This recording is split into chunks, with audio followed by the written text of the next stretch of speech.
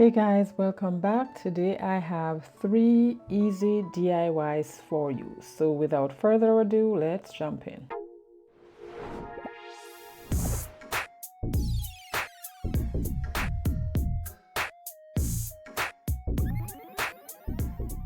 So for our first DIY, we will be doing a picture frame, and what I have here is one of Dollar Tree's gift bag as well as a 8x11 picture frame.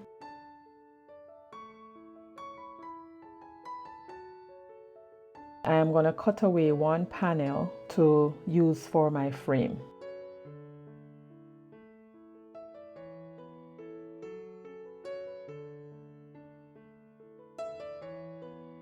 I remove the picture frame from its package and also remove the back, and I'm going to set that aside, remove the glass also, and be very careful.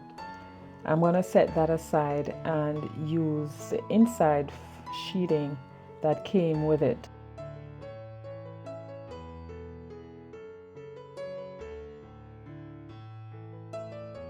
I'm just trimming the panel that I cut from the back to fit the backing of the frame.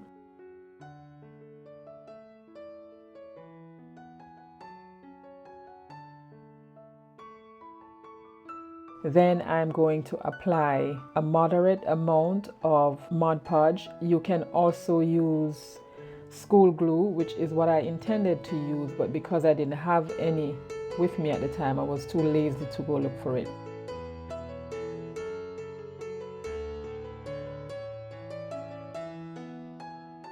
Make sure that you're applying it to the side that you want to cover.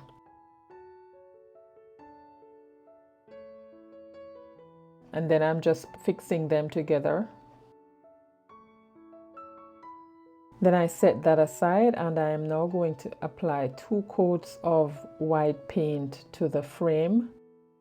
I applied 1 coat first, allowed that to dry, and then I applied the second coat and use my heat gun just for quick drying. After that was dried, I sanded it down with this sand block from the Dollar Tree just to give it a weathered look. And then I applied Mod Podge to seal the paint in. I applied enough Mod Podge, then I used the heat gun to dry it. So now we're ready to assemble our frame. So I then realized I needed to trim it down a little bit so it could fit.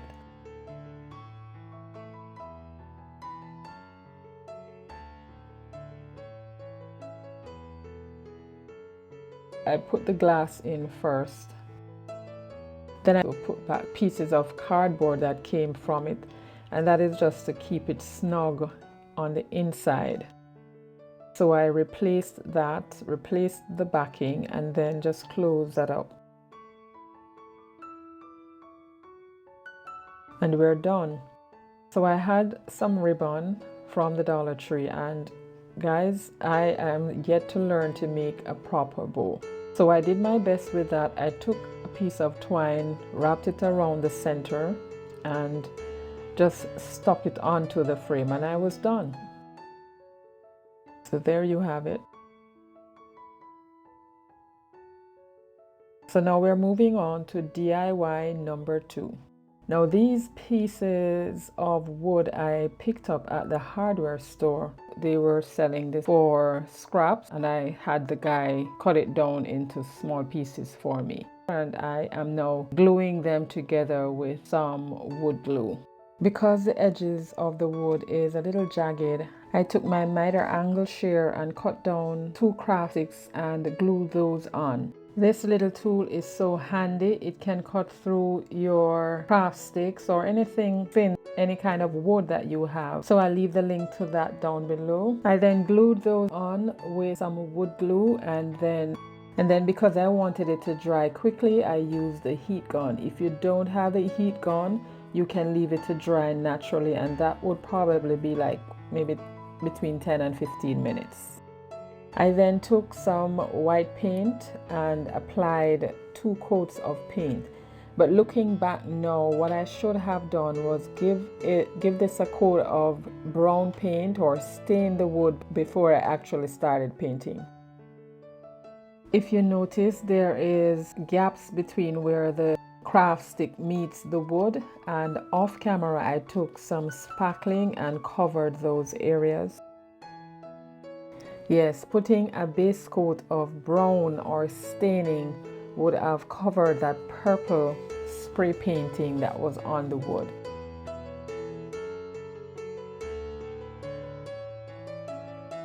When that was all dried, I knotted the two ends of a piece of twine and stapled that at the back of the wood just so I could hang it. In order to have this looking like it was three pieces of wood that were joined together, I took a piece of twine and I kind of soaked that into some leftover stain with paint, and I just damped the excess off on a piece of paper towel and stretched the cord or the twine across the wood and kind of just pressed it in to leave that weathered look.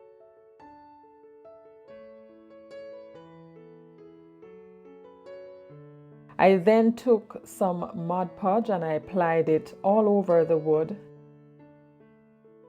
and took my heat gun again and gave that maybe a few seconds of drying. And then I was done with that part of the project. Now I'm taking this sheet of sticker from the Dollar Tree with a metal water can with flowers. And I applied that to one side, not directly in the middle, but to one side. So what I'm doing, I'm just cutting out these little pieces that seem to appear as if they are wooden blocks.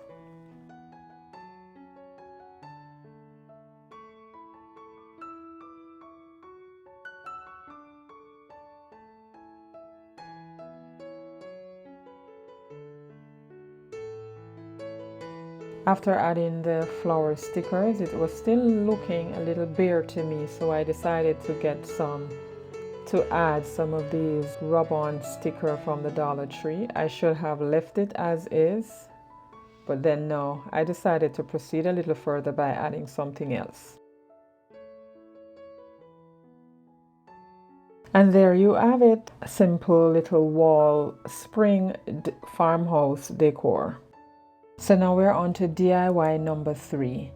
This is a pasta sauce, or was it honey? I believe it was honey that came in this jar, and I decided to hold on to it. Now I am taking the cover of the jar and I am going to glue it to the bottom.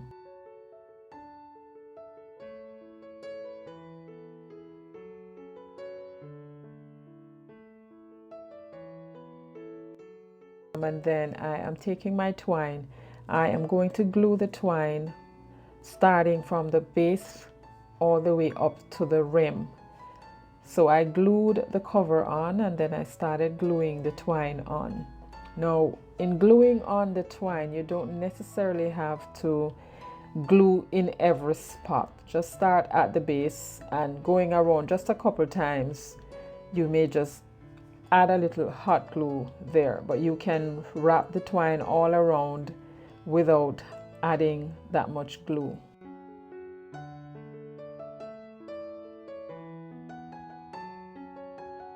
So I did a progress check at halfway.